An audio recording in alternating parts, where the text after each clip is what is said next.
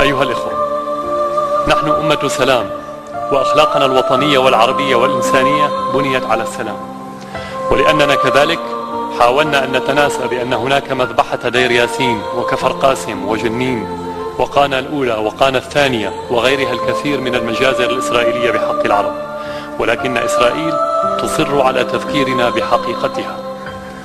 وبما أننا أصحاب ذاكرة غنية لأننا أهل التاريخ ومالكو الأرض، فسنعدهم بأننا سنبقى نتذكر، والأهم من ذلك هو أننا سنحرص على أن يتذكر أبناؤنا أيضا.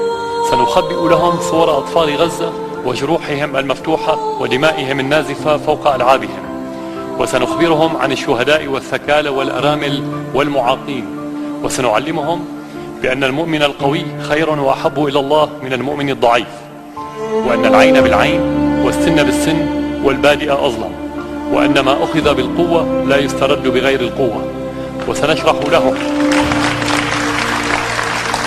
وسنشرح لهم بأن من يفقد ذاكرة الماضي سيفقد المستقبل.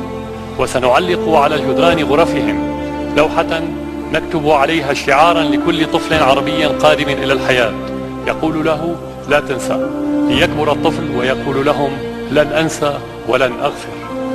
وأؤكد لهم بأن ما يقومون به وما يرتكبونه من جرائم حرب لن ينتج لهم سوى أجيال عربية قادمة أشد عداء لإسرائيل، مناعتها تتطور وإرادتها تتصلب بوتيرة أسرع وبشدة أكثر فتكا من تطور وقوة ترسانتهم العسكرية.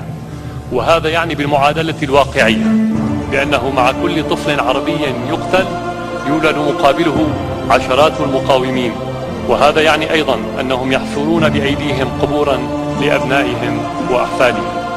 فلديهم الخيار اليوم ليزرعوا ما يشاءون للمستقبل خيرا أو شرا، ولكن بعد ذلك لن يكون لهم الخيار في تحديد نوع الحصاد، فلقد زرعوا الدماء ولن يحصدوا غيرها، والنبتة عندما تنضج ستكون أكبر من البذرة التي أنبتتها بكثير.